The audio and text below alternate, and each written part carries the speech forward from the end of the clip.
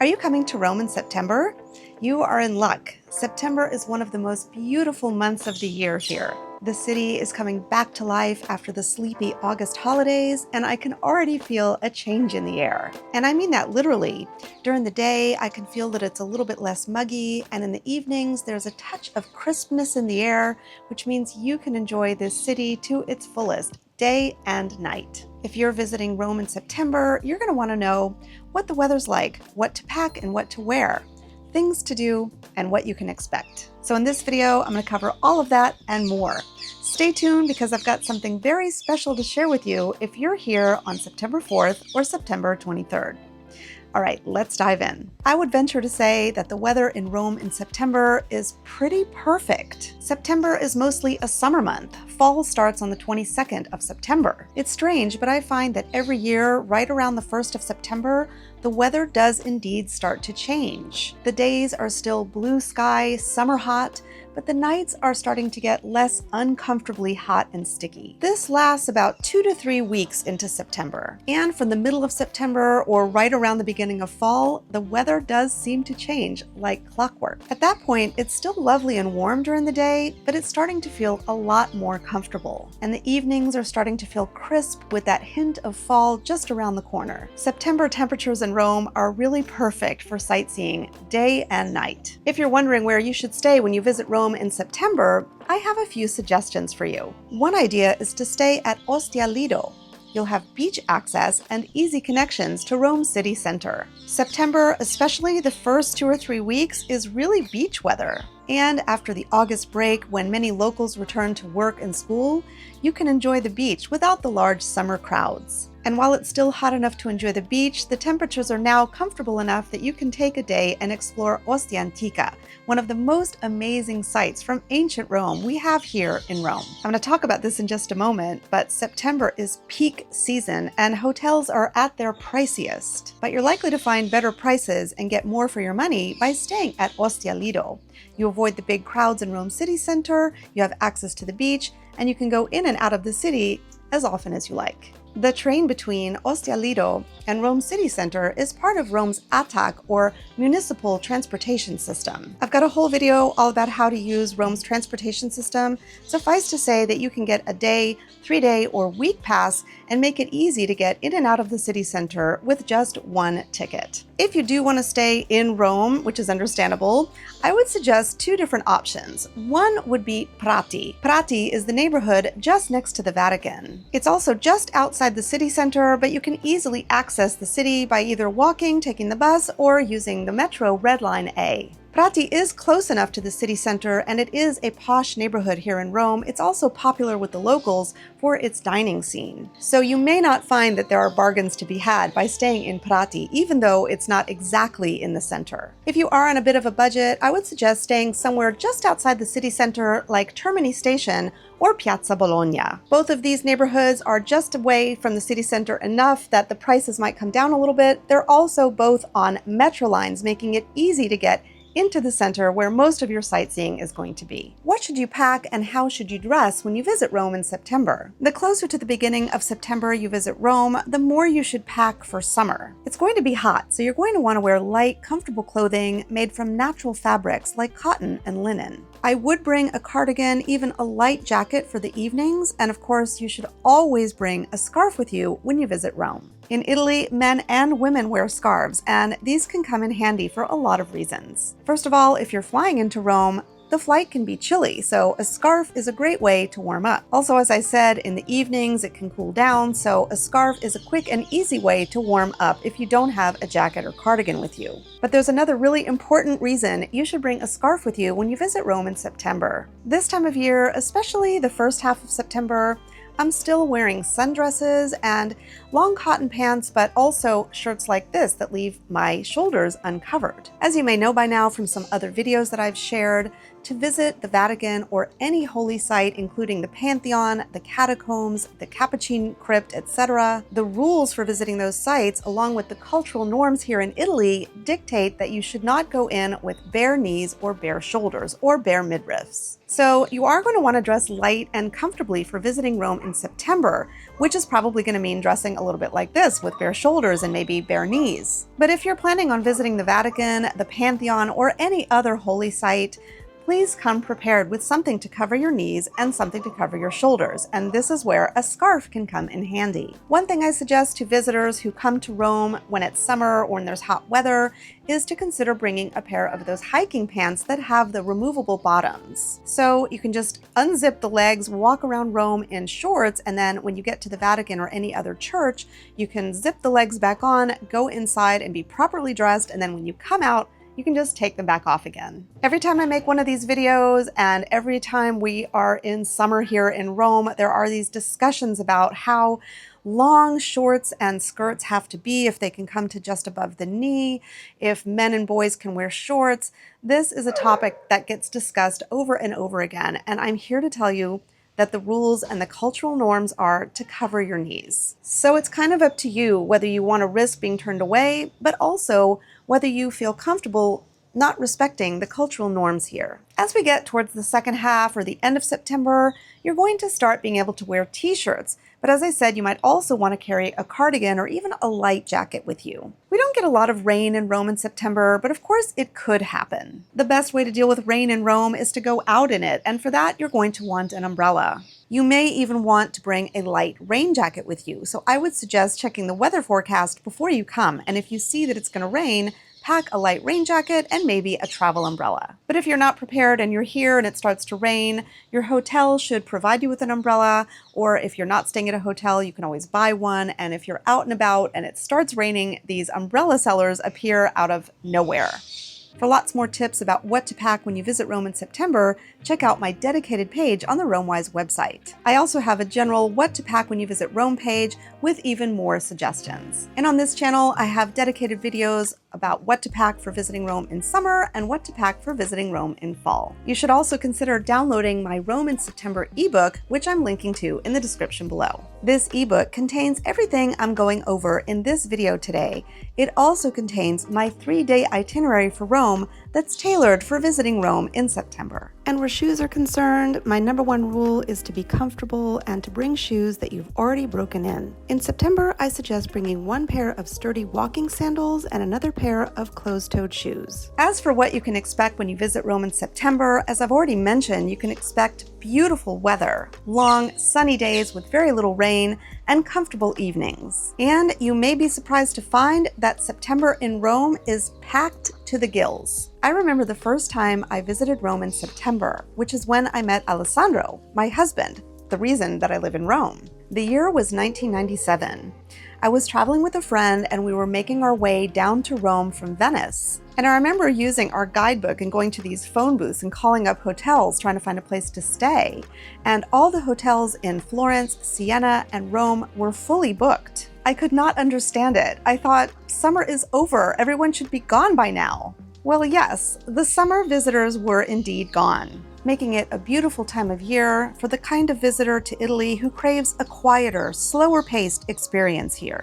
These are people whose vacations are not tied to a school calendar. And because they can travel when they want to, like September, they do.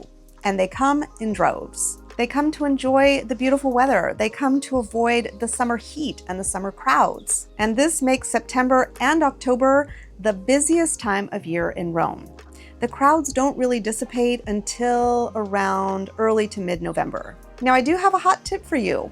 The very first week of September can actually be a great time of year to visit Rome. In that first week of September, we're in a transition moment where the summer heat and crowds are ending, shops and restaurants are opening back up again, but the really high season crowds haven't quite arrived yet. I'm not saying that the first week of September it will be uncrowded in Rome, but I think that airfares, hotel prices, and crowds start to climb quite a bit after that first week of September. So now that I've told you that September is peak season in Rome, what should you book in advance?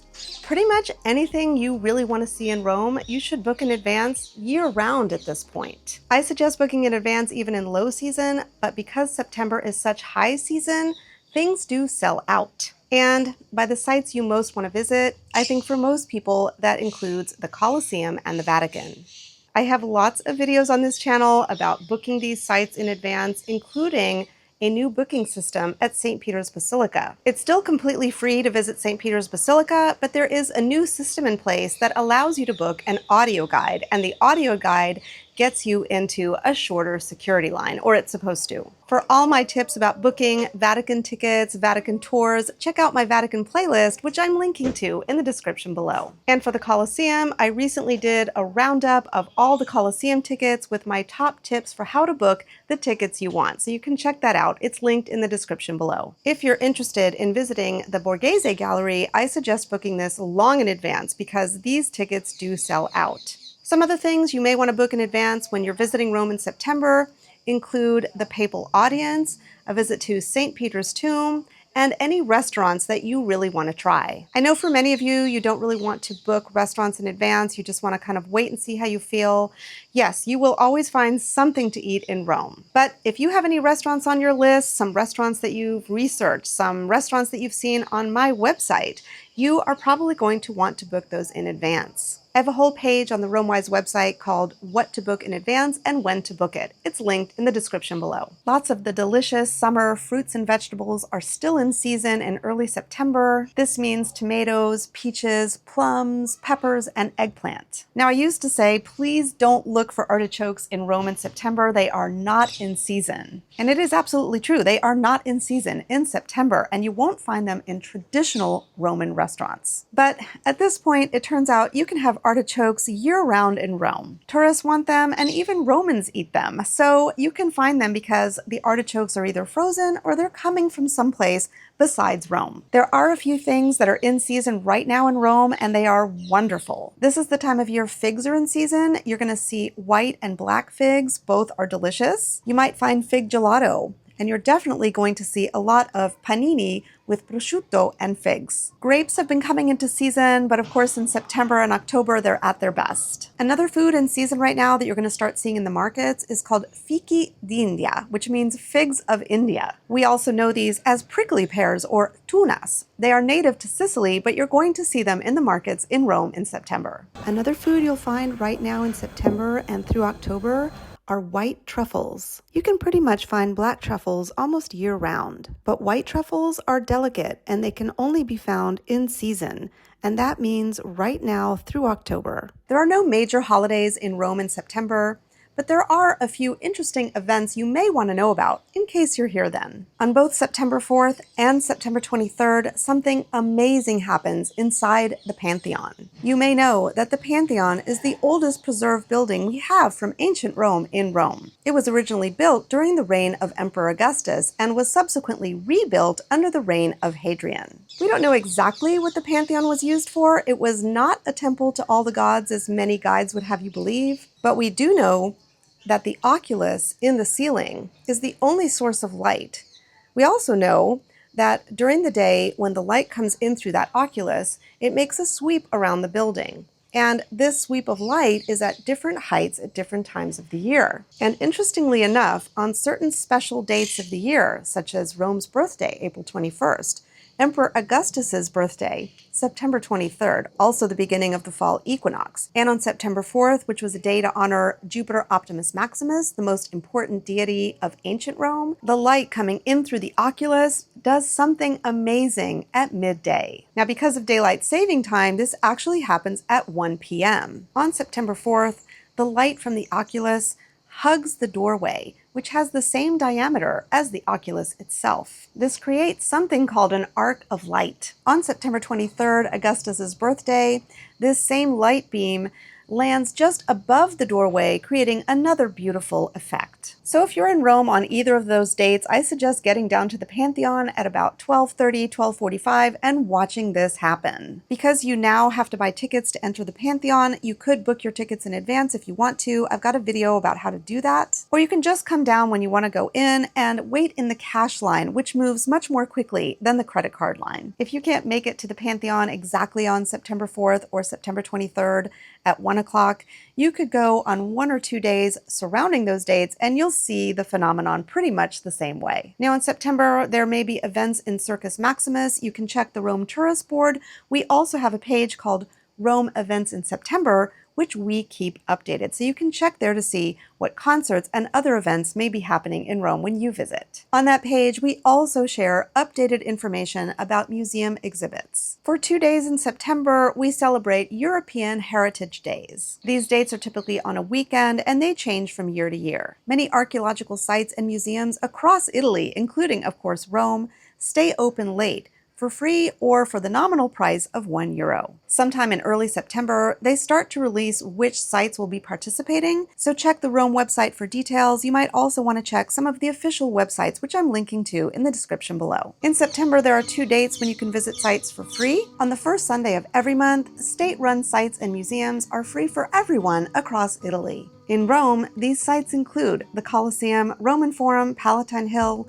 Castel Sant'Angelo, Ostia Antica, the Pantheon, and many others. We're also very fortunate because here in Rome, civic museums are also free for everyone on the free Sunday. In many other cities across Italy, including Florence, civic museums are free on the free Sunday only for residents. But here in Italy, they're free for everyone. These museums include the Capitoline Museums, the Arapacis, and the Baths of Trajan, among many others. The busiest sites on the free Sunday are the Colosseum and the Capitoline Museums, so I would suggest not visiting these sites on the free Sunday and picking a different site if you can. Or if you do want to visit them, try visiting after lunchtime because they tend to be busiest in the mornings. Most of the time, the Vatican museums are closed, but on the last Sunday of every month, they're open and they're free. The hours are reduced and there's no way to buy a ticket in advance unless you buy a tour through the Vatican Museum's website. So if you want to visit the Vatican museums on the free Sunday, I would suggest getting down there at about 7:30 because the lines are going to be crazy long